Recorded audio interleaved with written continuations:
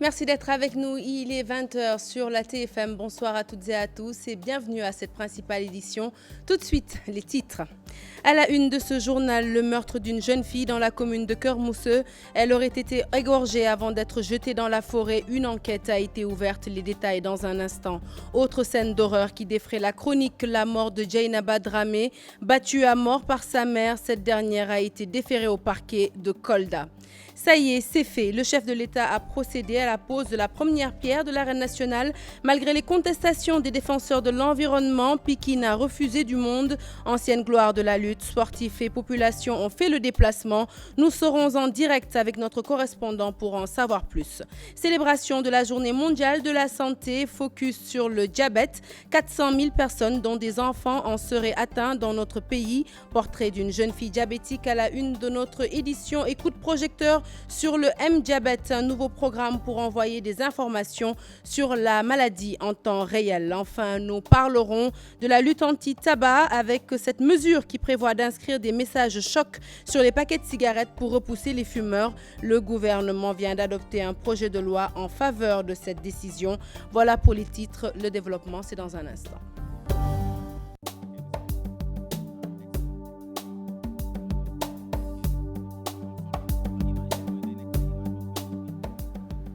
Bonsoir à tous. Je vous l'annonçais donc en titre, scène d'horreur dans la commune de Cœur-Mousseux. Une lycéenne a été égorgée avant d'être jetée dans la forêt. Sur place, les habitants sont naturellement attristés mais pas surpris par ce drame et pour cause. Leur village est en proie à une insécurité galopante à cause d'un manque criard d'électricité. Charanta Diop, c'est la tire pour la correspondance. L'Aisne, située dans l'arrondissement de Cœur-Mousseux, a un jet de pierre du site de recasement de l'aéroport international Blaise Diagne. Cette localité, nichée au cœur de la forêt classée, est confrontée à un problème lié surtout à un manque d'électricité. Cette dame se souvient du crime odieux commis sur sa petite sœur. Vous savez, l'insécurité règne dans ce village. Une fille du village a été tuée, puis jetée dans la forêt classée que vous voyez là-bas. C'est odieux. C'est ma petite sœur. Elle faisait la 4e au lycée.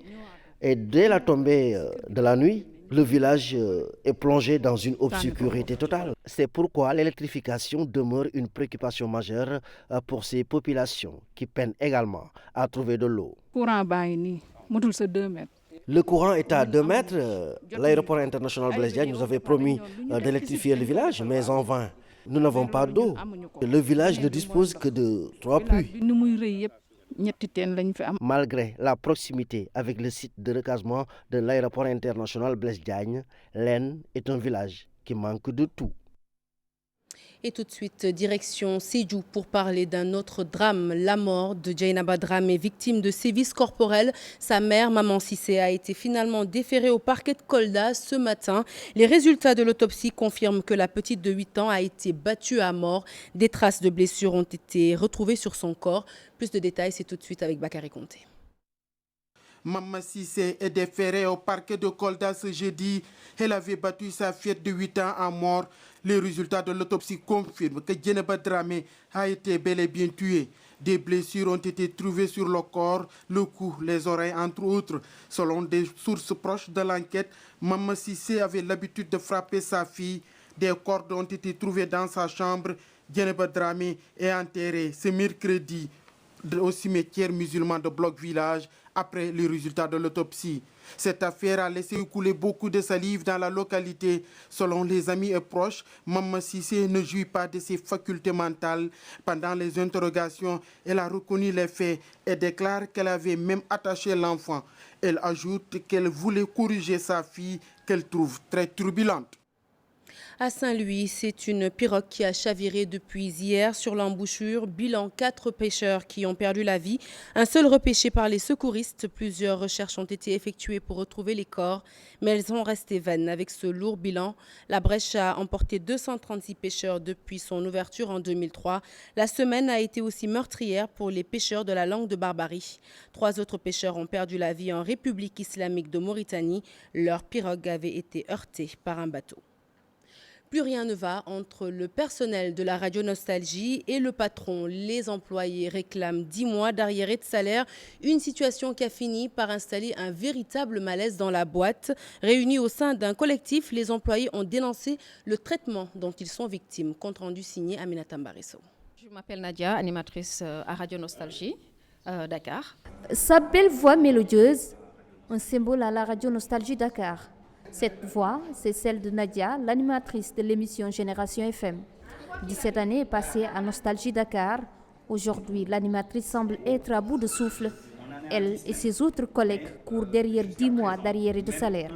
Nous sommes complètement éreintés d'avoir trop couru parce que 10 mois de salaire en arriéré, je crois que c'est trop. Ce qu'on demande à notre employeur, c'est de nous payer nos salaires, qu'il refuse justement de faire catégoriquement. Plusieurs introductions devant l'inspection générale du travail pour un règlement à l'amiable, une main tendue au président directeur général de la radio qui n'a pas abouti à grand-chose. On a demandé déjà à le voir, à lui parler, ça n'a pas abouti. On a dû saisir l'inspection du travail avec plusieurs fois des convocations qu'il n'a pas daigné déférer. Alors on a dû, avec évidemment l'aval de l'inspection du travail, notre inspecteur Manet, on lui a envoyé la convocation au niveau de la gendarmerie de la Foire. Il n'a toujours pas daigné déférer à ça. Jusqu'au jour où il a senti le moment venu, il est venu répondre. Ce qu'il a dit, ça a été catégorique, il ne payera pas ceux qui ne travaillent pas. Des mois à patienter, l'attente devient longue pour ces responsables de famille. Quelqu'un qui n'est pas fidèle et constant ne resterait pas toutes ces années-là, ou toute cette période, à ne pas percevoir de salaire et malgré tout continuer de travailler. Un salaire aujourd'hui est à caractère alimentaire, tout le monde le sait. On a des coupures de courant, on a des compteurs qu'on nous a enlevés de la SDE, on a des arriérés pour les bonnes à payer, on n'a que des dettes, nous n'avons que des dettes. Et pourtant, nous avons de l'argent qu'on nous doit, qu'on ne veut pas nous payer. Dans l'impasse, ces animateurs, journalistes et techniciens à la radio Nostalgie Dakar en appellent au soutien du chef de l'État, la presse nationale comme internationale, toutes les voies de recours utilisées pour obtenir gain de cause. Et puis, joint au téléphone, le PDG de la radio Nostalgie n'a pas jugé intéressant de se prononcer sur la sortie de ses employés. Je vous l'annonçais donc en titre, le chef de l'État Macky Sall a procédé à la pose de la première pierre de l'arène nationale. Tout de suite, pour en savoir plus, nous nous rendons à Pikine pour y retrouver Cheikh Tidiane Diao. Cheikh Tidiane, bonsoir. Bonsoir Sarah Cissé. Alors, comment s'est passée cette cérémonie ? Comme vous l'avez dit, Sarah, Macky Sall a procédé à la pose de la première pierre de l'arène nationale cet après-midi. Une cérémonie qui vient de se terminer et c'était une cérémonie riche en couleurs, il faut le dire. Le monde de la lutte a vraiment répondu à l'appel, c'est le moins que l'on puisse dire, puisque tous les lutteurs VIP de l'arène étaient là, sauf Bombardier qui a manqué à l'appel. Et on a eu droit à de belles images avec ces lutteurs qui ont dansé ensemble, main dans la main, dans la fraternité pour célébrer l'événement. Et c'est Yekini, Sarah, qui a parlé en leur nom, l'enfant de Bassoul, qui a remercié le chef de l'État pour la satisfaction d'une vieille doléance qui était la construction de cette arène nationale. Et Yekini de dire que maintenant, c'est au peuple de la lutte de mériter cette infrastructure, en quoi faisant, en bannissant d'abord la violence dans ce sport et puis en préservant l'infrastructure. Le chef de l'État, lui, a tenu à rassurer sur le respect du délai des travaux, 2 ans et pas plus. Pour rappel, Sarah Cissé, ce sera une infrastructure omnisport. Il n'y aura pas que de la lutte là-bas. On y jouera du basket, du hand. On y fera également des sports de combat. Donc, ce sera une infrastructure omnisport de 22 000 places, donc coût estimé à 32 milliards de francs CFA. Merci beaucoup, cher Tidiane Diao, pour toutes ces précisions. L'arène nationale, une infrastructure donc réalisée en coopération avec la Chine et qui doit être livrée en 2019. Parlons santé à présent. Le diabète au cœur de la célébration de la Journée mondiale de la santé. La lutte s'intensifie pour élargir la prévention, renforcer les soins, mais aussi la surveillance. Au Sénégal, plus de 500 000 diabétiques ont été recensés, parmi eux de jeunes enfants. Nos reporters sont justement allés à la rencontre d'une jeune patiente qui vit avec la maladie. Son portrait est signé Mambiram Diouf. Elle a 12 ans, en classe de CM1, Joséphine Goudiaby rêve de devenir... Je veux devenir une médecin. Des mots pour remercier papa et maman, des paroles également pour le dire. Merci papa, merci maman. Entraînant avec elle le diabète de type 1, la maladie devient souvent un handicap au plan scolaire. Souvent, quand elle fait un hypo, elle peut rester toute une semaine sans aller à l'école. Comment et quand ses parents ont su qu'elle souffre du diabète? Et au début, elle commençait à maigrir. Elle perdait du poids. D'un bon coup, elle est tombée dans le coma. Et c'était un dimanche après-midi. Je ne savais pas trop m'y prendre. Je n'ai pas risqué. Je me suis dirigé vers Abbas Ndao. Si vous voyez votre enfant commencer à maigrir très rapidement, à aller aux toilettes très souvent pour faire pipi, et que à un moment donné, il se sente plus fatigué, ne mettez pas ça sur autre chose, amenez-le rapidement dans une structure de santé pour qu'on lui dose son taux de sucre dans le sang. Il est peut-être déjà diabétique. La prise en charge médicale, un coût insupportable pour certaines familles, même avec la subvention de l'insuline à hauteur de 300 millions de francs CFA par an.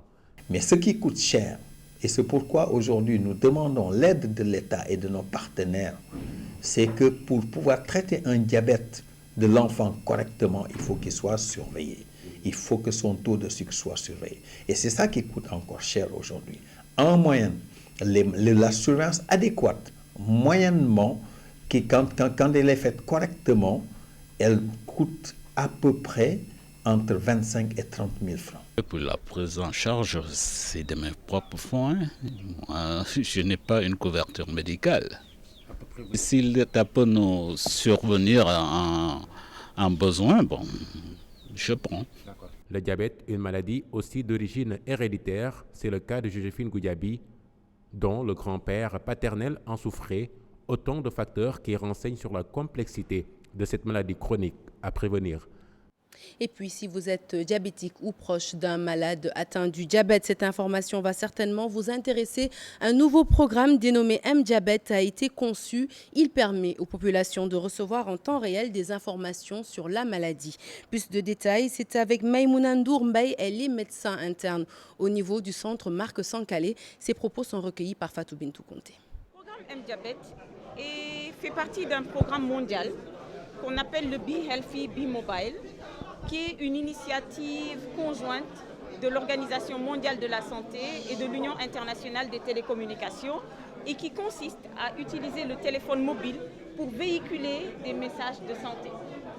Ce programme a été mis en place au Sénégal, a été lancé au Sénégal en 2013. Il faut savoir que le Sénégal est le premier pays d'Afrique francophone à mettre en application le Be Healthy, Be Mobile et a pris comme exemple le diabète sucré, qui utilise les nouvelles technologies de l'information et de la communication, ici plus particulièrement le téléphone mobile.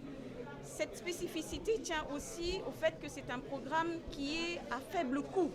Toutes les stratégies qu'on a essayées jusqu'ici étaient particulièrement coûteuses. Ici, ça ne coûtera en tout cas rien aux bénéficiaires. Le SMS sera délivré gratuitement aux bénéficiaires. Le diabète donc au cœur de ce 7 avril qui marque la célébration de la Journée mondiale de la santé, une occasion saisie par la rédaction pour s'intéresser à l'accessibilité des soins. Eh bien, le constat, les soins plutôt coûtent cher aux patients. Fatou Bintou Conté. Il a quitté son Touba natal depuis presque un mois. Nogay Sek, venu accompagner son époux malade, décrit la cherté des frais médicaux dans les hôpitaux au Sénégal. J'accompagne mon mari qui a quitté l'Espagne pour des vacances au Sénégal. Avec la fatigue, il est tombé malade. Nous venons de Touba et bientôt on fera un mois dans cet hôpital. Nous avons dépensé presque la totalité de notre argent. Pour certains malades rencontrés dans l'enceinte de l'hôpital, il ne se passe un jour sans que les prix des consultations ne subissent des changements. Je suis arrivé ce matin avec une imputation budgétaire, mais l'hôpital nous a notifié que les frais ont augmenté. Au lieu de 4 000 francs, on paie désormais 6 000 francs. C'est difficile, sans nous prévenir, il augmente les frais. Je viens ici tous les 3 mois, mais à chaque fois, je remarque que les frais ont augmenté. C'est vraiment difficile. Au grand dam des malades qui sont obligés, quelle que soit la situation, de se faire soigner. Les frais d'hospitalisation coûtent cher et pourtant ils n'ont pas encore opéré mon mari. Au moment où je vous parle, nous avons dépensé environ 1 million de frais d'hospitalisation, alors que mon mari n'est même pas encore opéré. Dans ce pays, si tu n'as pas d'argent, tu risques de mourir pour rien. Dès lors, il lance un appel à l'État pour qu'on revoie le prix des frais hospitaliers. L'État doit faire des efforts, les populations sont fatiguées. Certains préfèrent même mourir chez eux que de venir à l'hôpital car ils n'ont pas les moyens.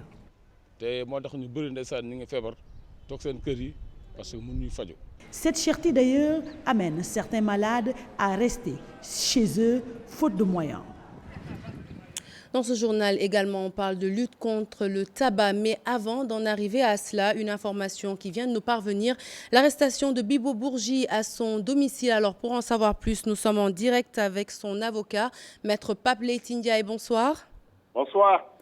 Bonsoir Maître. Alors, est-il avéré que votre client a été arrêté à son domicile? Et si oui, quelle en est la cause? C'est exact que mon client a été arrêté à son domicile par la section recherche. Il y a à peu près, on va dire, une heure, un peu plus d'une heure. Et donc, c'est en vertu d'une réquisition d'arrestation signée par le procureur spécial le 6 avril 2016. Et le procureur spécial entend, en tout cas c'est ce que je vois sur le document, mettre en exécution l'arrêt du 23 mars 2015 de la CREI, l'arrêt du 20 août 2015 de la Chambre criminelle de la Cour suprême, et ensuite l'arrêt du 8 mars 2016 des sections réunies de la Cour suprême. Quelle est la suite que vous comptez apporter à cette arrestation? Écoutez, je pense qu'aujourd'hui, le ministère public prétend en tout cas exécuter des décisions de justice qui sont définitives. Nous persistons à penser que ces décisions ne sont pas définitives et nous considérons l'arrestation de notre client comme absolument illégale. Parce que l'arrêt de la Cour suprême, donc l'arrêt qui a été rendu le 20 août plutôt 2015 par la Chambre criminelle de la Cour suprême, est encore frappé d'un pourvoi en cassation qui est pendant devant la Cour commune de justice et d'arbitrage de l'OHADA, donc qui est à Abidjan. Et ce pourvoi aurait dû suspendre, en tout cas de notre point de vue, il suspend l'exécution de l'arrêt qui a été rendu le 20 mars 2015 par la CREI.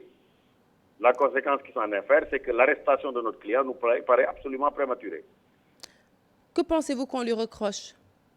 Écoutez, ce qu'on lui reproche, c'est fini, c'est un débat clos. Et ce qu'on lui reproche, ça figure dans l'arrêt qui a été rendu par la CREI le 20 mars 2015. Simplement, nous considérons que les voies de recours ne sont pas épuisées. Et puisque la CREI, dans son arrêt du 20 mars 2015, n'avait pas assorti donc sa décision d'un mandat, la condamnation d'un mandat, nous pensons que tant que les recours ne sont pas épuisés, M. Ibrahim Abou Khalil Bibo Bourgi ne pouvait absolument pas être incarcéré. Malheureusement, on va dire, les choses sont ce qu'elles sont. Cette arrestation pose un problème à la fois juridique et moral. L'aspect juridique, je viens de vous le dire, nous considérons l'arrestation comme absolument prématurée parce qu'un pourvoi en cassation est encore pendant plutôt devant la CCJA. Et l'article 37 de la loi organique sur la Cour suprême prévoit que ce pourvoi est suspensif. Et puis, le problème, c'est quoi? C'est que, on va dire, le ministère public vient de décider de mettre en prison quelqu'un qui, notoirement, est un malade. Merci beaucoup. C'est quelqu'un qui est un patient multifactoriel. Il y a dans le dossier de la CREI 4 rapports d'expertise qui attestent que c'est quelqu'un qui est malade. Merci beaucoup, Maître Pape Leyti Ndiaye, qui était donc en direct avec nous dans cette édition pour nous parler de l'arrestation de son client, Ibrahim Khalil dit Bibo Bourgi, dans le cadre donc de la traque des biens mal acquis. Je vous le disais, donc lutte contre le tabagisme. Bientôt des images choc sur les paquets de cigarettes en vente au Sénégal. Le gouvernement vient d'adopter un projet de loi relatif à cette mesure. Une grande victoire pour la Ligue sénégalaise contre le tabagisme. La LISTAB est convaincue que cette décision va réduire le réservoir des fumeurs. Nafissatou Silla. Revoir la fabrication, le conditionnement, l'étiquetage, la vente et l'usage du tabac devient une nouvelle disposition avec l'adoption de la loi 2014-14 du 18 mars 2014. La Ligue sénégalaise contre le tabagisme s'en réjouit. C'est une grande victoire pour tous les acteurs de la lutte anti-tabac qui se sont battus pendant des années, mais également nos autorités administratives et politiques. Parce que la lutte contre le tabac, c'est une volonté politique. Il faut avoir le courage d'affronter l'industrie du tabac pour pouvoir donc prendre des mesures vraiment coercitives. L'application vise vraiment à protéger les populations concernant donc l'exposition à la fumée surtout. Donc des autres, cette loi-là va venir vraiment corriger donc cette faille-là. Et concernant l'étiquetage ou le conditionnement, avec cette loi, un nouveau design s'impose au paquet de cigarettes avec différents messages. Ce texte de décret va nous permettre également de mettre des images d'avertissement sur les paquets de cigarettes pour nous permettre donc à ceux qui ne savent pas lire, à ceux qui ne savent pas ce que c'est. Cela va nous permettre vraiment de mettre des messages d'alerte comme le tabac tue, le tabac rend impuissant, avec également des images de cancer où des gens vraiment sont atteints donc de ces maladies-là. Des images choquantes, des images qui vont occuper 70% des deux faces. Ces paquets de cigarettes existent dans peu de pays. Au Sénégal, c'est dans les prochains mois que l'industrie du tabac va s'y mettre. Le décret doit fixer un délai. Et je pense que si je me trompe, ce sera dans un délai de 6 mois pour que l'industrie du tabac puisse vraiment donc préparer les futurs paquets de cigarettes qui doivent sortir donc avec des images et des textes. Mais aussi, il faudra que le ministère de la Santé, avec aussi les autres parties prenantes, puissent travailler sur ces images-là qui doivent figurer sur les paquets de cigarettes et les textes qui doivent y figurer. Dans cette dynamique de relooking, la Listab a déjà des propositions de photos choquantes.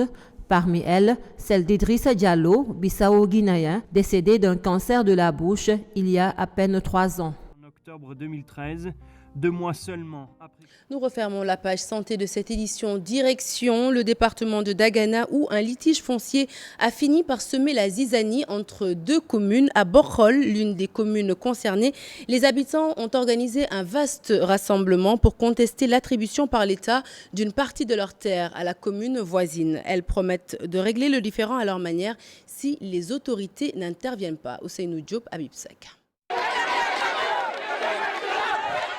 Le torchon brûle entre les habitants des communes de Bokhol et de Gaïa dans le département de Dagana. À l'origine du différend entre les deux communautés, plusieurs hectares de terre affectés à la commune de Gaïa, dont les jeunes de Bokhol réclament la paternité. Ils ont arboré des brassards rouges pour exprimer leur colère. Nous ne pouvons pas accepter que la commune de Gaïa puisse traverser les 700 hectares de terre qui appartiennent à nos parents paysans de la commune de Bokhol, traverser la forêt classée et la route nationale pour prendre cette partie de notre territoire. Nous disons non. Nous disons également que les jeunes de Bokhol, les jeunes de la commune de Bokhol sont déterminés à mener ce combat au sacrifice de leur vie pour préserver leur terre. Très remontés, les jeunes interpellent l'État du Sénégal pour que justice soit faite, sans quoi ils vont régler le problème à leur manière. Nous interpellons l'État du Sénégal, le président de la République en particulier. Nous interpellons les chefs religieux. Si rien n'est fait, les jeunes de Bokhol sont déterminés et vont régler le problème à leur manière. Les populations de Bokhol qui ont organisé un vaste rassemblement pour montrer leur colère se disent prêtes à tout pour reprendre leurs biens. Ces problèmes fonciers sont récurrents dans le département de Dagana, particulièrement dans l'arrondissement de Mbane. Pour éviter que l'irréparable ne se produise, les populations invitent l'État du Sénégal à réagir le plus rapidement possible. Et puis, 200 participations sont attendues à Dakar les 12 et 13 avril prochains pour parler de cybercriminalité. L'initiative est du ministère des Télécommunications et des Postes. Il vise, à travers ce séminaire, l'élaboration d'une nouvelle politique de protection des données. Une réunion de préparation de la rencontre s'est tenue en présence de nos reporters Maïmouna Ndiaye et Tierno Laurent Mendy. Le piratage des comptes et des données personnelles, le Sénégal dénombre des cas chaque année. La sensibilisation pour faciliter la communication intersectorielle, une nécessité. Quand les cas sont saisis par les gens de la sécurité, en particulier les enquêteurs. Il faut bien les former pour qu'ils puissent traiter justement les saisies informatiques et traiter l'acte lui-même en manipulant les données, en manipulant les ordinateurs et en sachant naviguer sur Internet pour aller faire les enquêtes. Et tout cela est un métier particulier, donc il faut que ces acteurs-là soient formés. Une réunion de 2 jours pour la mise à niveau en matière de protection des pays de la CEDEAO, des échanges d'expériences et de stratégies nationales prévus du 12 au 13 avril à Dakar. Il y a une dimension télécommunication de la CEDEAO et TIC que nous devons aussi porter. C'est la raison pour laquelle nous avons souhaité que l'ensemble des pays de la CEDEAO suivent le même exercice que nous, c'est-à-dire mesurer leur situation de référence en matière de cybersécurité, mais également entamer une démarche cohérente de formulation d'une stratégie de cybersécurité. Donc si un de nos pays n'est pas outillé, n'est pas armé du point de vue juridique, du point de vue technique, c'est une faiblesse pour nous. Le Pays-Bas, parmi les participants, compte jouer sa partition. Un des projets que nous avons fait ensemble, c'est d'organiser une mission de l'université d'Oxford qui est venue ici au Sénégal pour faire une analyse. Et donc c'était une forme de soutien de notre côté pour analyser la situation ici. Et les recommandations de ces missions vont être publiées la semaine prochaine. Le ministère des Télécommunications et des Postes, à l'issue de cette rencontre régionale, se fixe comme objectif d'élaborer de nouveaux programmes et approches en matière de cybersécurité.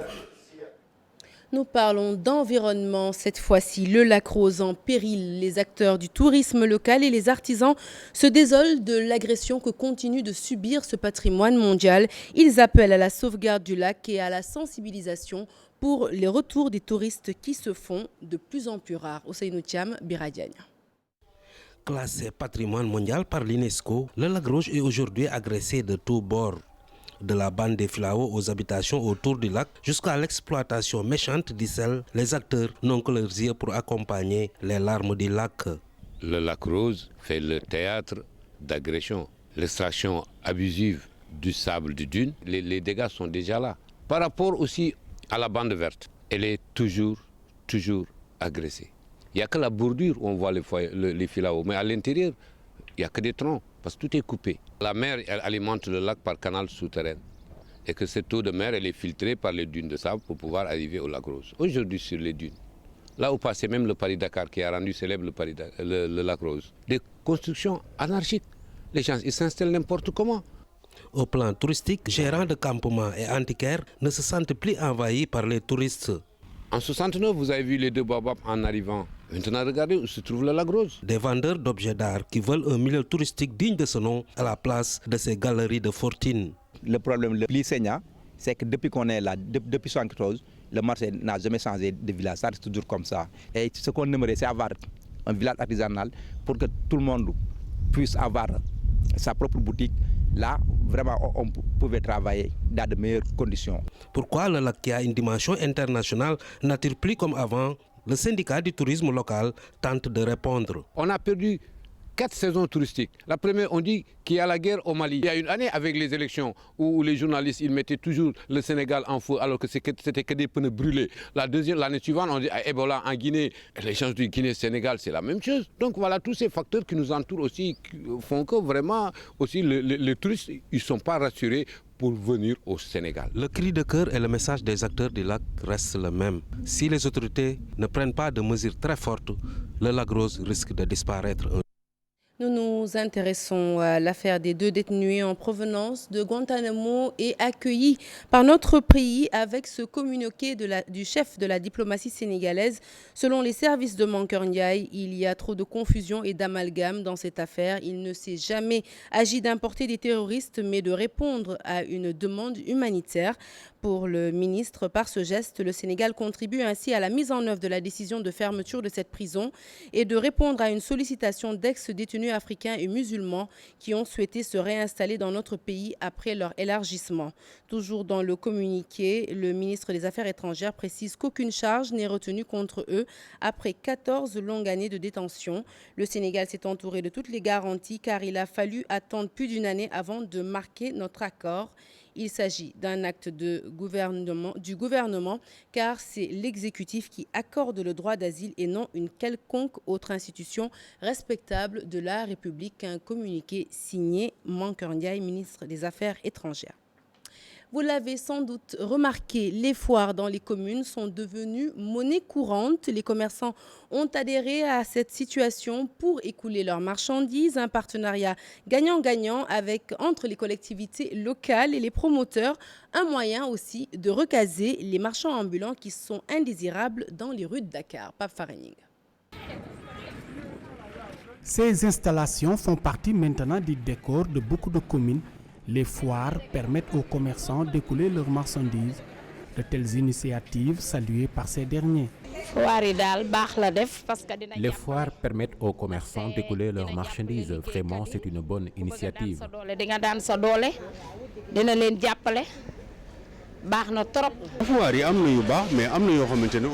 Parfois, nous avons des difficultés à vendre. C'est le cas si la foire se trouve dans un endroit non accessible. C'est juste pour permettre aux marchands ambulants d'avoir des lieux de vente, mais bien organisés. Un partenariat gagnant-gagnant entre la mairie et les promoteurs. Une manière de recaser les marchands ambulants. Nous sommes venus d'une situation où, en général, les marchands ambulants ont été cherchés dans toutes les communes, dans toutes les rues de Dakar. Donc, ils se sont organisés en GIE, souvent, ou en société, pour pouvoir être dans les communes, mais pas tout le temps dans une commune. Donc, ils sillonnent les communes de Dakar et de la banlieue aussi pour pouvoir exposer leurs marchandises, essayer de gagner leur pain. Mais l'acquisition des stands coûte cher, parfois plus de 100 000 francs pour 15 jours. Toutefois, ces foires permettent à la commune d'avoir des recettes. bii de moom fi mu ne nii mi ngi nii 100 000 la te 75 000 amoon na xam nga tamit jamono ji naqari boo xam dañ cee waroon di def ndimbalu sëñ Fallou buñ ci defoon ndimbal gi rek day gën a baax waaw léeg-léeg ñu génn. C'est pour ça qu'aujourd'hui à Ouakam, nous acceptons les foires pour permettre à la commune d'avoir des recettes, mais aussi permettre aux marchands, aux jeunes qui ne comptent que sur le commerce pour pouvoir subvenir à leurs besoins. Les foires dans les communes favorisent l'emploi et l'organisation du secteur informel, un moyen de désengorger les rues.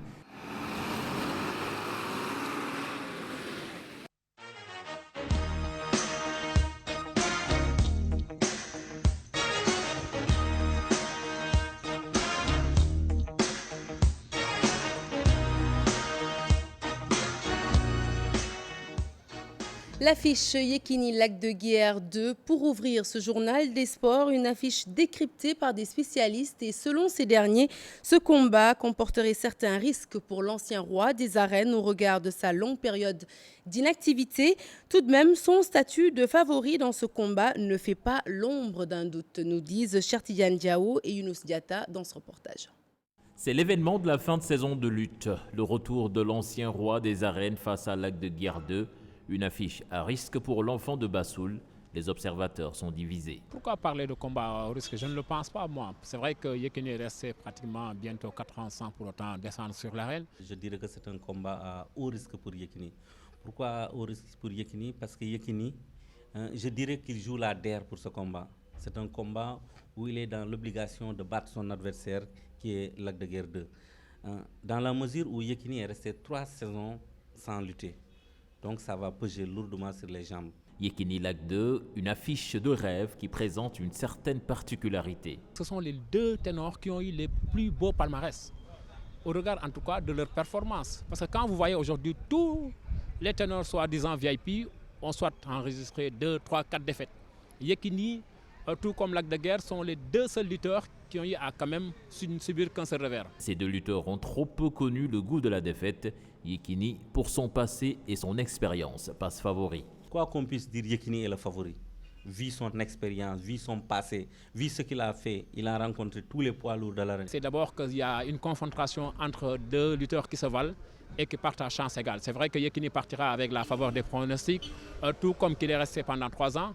Mais en tout cas, avec son bagage technique, toute sa panoplie de grands champions, on risque en tout cas d'assister à une très belle affiche. Les deux lutteurs se donnent rendez-vous le 24 juin au stade Demba Diop pour une affiche qui va sans doute déchaîner les passions. Une affiche qui promet effectivement. Et de la lutte, nous passons au basket. 10e tour du National 1 chez les filles. Le deuxième de la poule B, l'université Gaston Berger de Saint-Louis a battu le Ziguinchor Basket Club. Suivons tout de suite Alwali Diagne et Birahim Gueye, respectivement entraîneurs des deux équipes, au micro de Senou Diop. Ce qui ne va pas, c'est le manque d'expérience en réalité. Et en plus, la fatigue par rapport au voyage que nous faisions jusque-là. Les enfants sont trop jeunes. Donc il manque encore beaucoup d'expérience. Mais on n'a pas marché sur Ziguinchor. On a joué un match de basket et Dieu a fait que aujourd'hui vous avez vu que mes filles se sont bien comportées. Et même l'équipe de Ziguinchor aussi, elles ont eu à faire en un moment du bon basket. Mais c'est un match de basket et Dieu nous a donné la victoire. Et on remercie le bon Dieu. Vous avez changé aujourd'hui cette équipe? Oui, parce qu'on a un effectif de plus de 23 éléments. Et maintenant, elles sont là-bas en train de travailler. Maintenant, pour la continuité par rapport à la progression de l'équipe. Donc, s'il faut des fois changer, et on a changé toute l'équipe. La base de l'équipe n'a pas joué, mais on a vu qu'elles sont bien comportées aussi, quoi. Et voilà qui met un terme à cette édition que j'ai été ravie de vous avoir présentée. Prochain rendez-vous de l'information, le tout en images à minuit. Et tout de suite, je donne le témoin à Bouba pour la suite des programmes sur TFM. Bonsoir. Je prends Bouba. le témoin, bonsoir, avec beaucoup de plaisir Sarah. Et nous nous excusons d'abord auprès de nos téléspectateurs parce que vous n'aurez pas ce soir l'invité de 20h. Mais n'empêche, nos programmes se poursuivent juste après ceci.